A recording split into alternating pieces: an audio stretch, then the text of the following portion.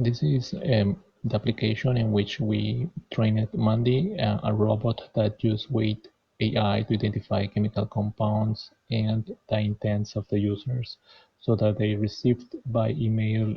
stored procedures and recommendations about how to manage those chemical products properly. So what we did is we created three different functions to train the model with different intents, entities, and utterances,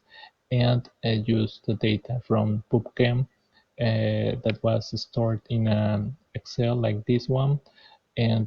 use Python to integrate everything so that we got the chemical compound and the intent.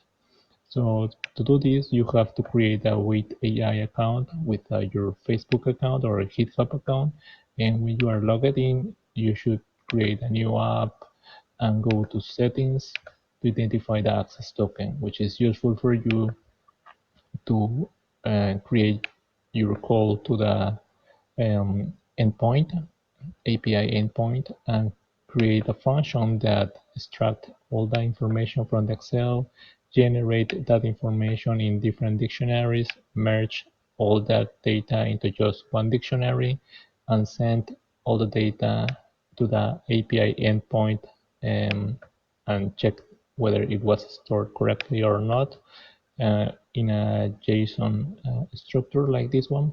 And let's see how it worked in with the model. So can I combine the benzene and hexanol, and the model predicts correctly the chemical compounds and the intent that we wanted to identify. So this was done in the different functions that we programmed in Python correctly.